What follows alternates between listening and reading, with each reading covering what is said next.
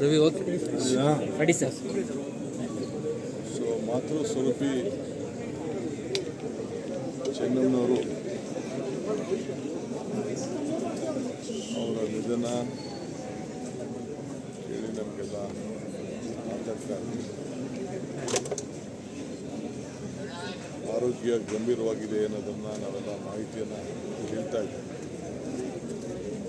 ಪೊಲೀಸರು ಕೂಡ ಚೆನ್ನಾಗಿದ್ದಾರೆ ಅಂತೇಳಿ ವರದಿಯನ್ನು ಕೊಡ್ತಾ ಇದ್ದೀವಿ. ಅಪಾರ ದೈವಭಕ್ತಿ, ಇಡೀ ರಾಜ್ಯ ದೇಶದ ಒಂದು ದೊಡ್ಡ ಕುಟುಂಬಕ್ಕೆ ಹಗಲು ರಾತ್ರಿ ಎಲ್ಲ ಕಷ್ಟದಿಂದಲೇ ಸುಖದಿಂದಲೇ ಜೊತೆಯಲ್ಲಿಟ್ಕೊಂಡು ಒಂದು ದೊಡ್ಡ ಸೇವೆಯನ್ನು ಮಾಡಿದಂಥ ಒಬ್ಬ ಧೀಮಂತ ಹೆಣ್ಮಕ್ಳು. ನಾವ್ಯಾರು ಶಾಶ್ವತವಾಗಿ ಇರಲಿಕ್ಕಾಗೋದಿಲ್ಲ.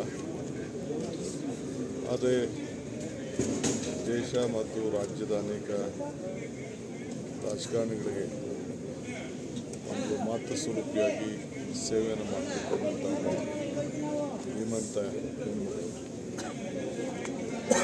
ದೇವೇಗೌಡರು ಮತ್ತು ಅವರ ಎಲ್ಲ ಮಕ್ಕಳ ಅವರ ಕುಟುಂಬದ ಯಶಸ್ಸಿಗೆ ಅನೇಕ ತ್ಯಾಗಗಳನ್ನು ಮಾಡಿದಂಥ ಒಬ್ಬ ಧೀಮಂತ ಹೆಣ್ಣನ್ನು ನಾವು ಇವತ್ತು ಕಳ್ಕೊಂಡಿದ್ದೇವೆ. ಕರ್ನಾಟಕ ಸರ್ಕಾರ ಅವರಿಗೆ ಸರ್ಕಾರದ ಗೌರವದೊಂದಿಗೆ ಅವರಿಗೆ ಅಂತಿಮ ನಮನವನ್ನು ಕೊಡಬೇಕು ಅಂತೇಳಿ ನಾನು ತೀರ್ಮಾನವನ್ನು ಮಾಡಿದ್ದೇನೆ. ನಾಳೆ ಕ್ಯಾಬಿನೆಟ್ ಕೂಡ ಅಲ್ಲೂ ಕೂಡ ಅವರಿಗೆ ಸಂತಾಪ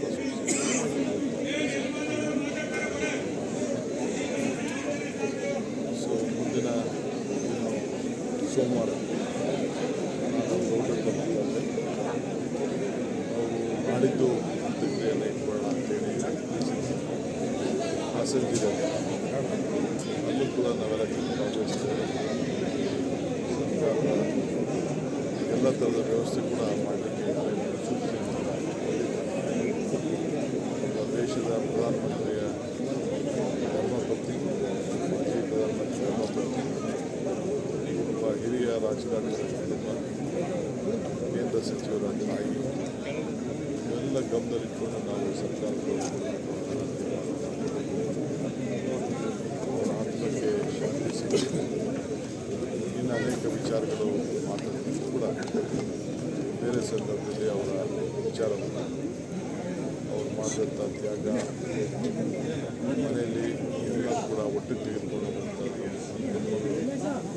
ಇಡೀ ನಮ್ಮ ರಾಜ್ಯದಲ್ಲೇ ಒಂದು ದೊಡ್ಡ ಎಲ್ಲ ಹೆಣ್ಣು ಮಕ್ಕಳಿಗೆ ಒಂದು ಮಾದರಿಯಾಗಿ ತ್ಯಾಗದ ಸ್ವರೂಪಿ ಅನ್ನೋದನ್ನು ನನಗೆ ಹೇಳಲಿಕ್ಕೆ ಭಾಳ ಚಿಕ್ಕ ವಯಸ್ಸಿಂದನೂ ಕೂಡ ನಮ್ಮ ದೇವೇಗೌಡರ ರಾಜಕಾರಣ ಸುಮಾರು 60-65 ವರ್ಷ ನಡೆದಿದೆ. ಎಲ್ಲ ಕೂಡ ಯಶಸ್ಸು, ಕಷ್ಟ, ಸುಖ, ನಾವು ಎಲ್ಲರಿಗೂ ಕೂಡ ಪಾತ್ರರಾಗಿದ್ದಾರೆ. ಇದು ಭಾಳ ವಿಶೇಷ. ಅವರ ಆತ್ಮಕ್ಕೆ ಶಾಂತಿ ಸಿಗಲಿ.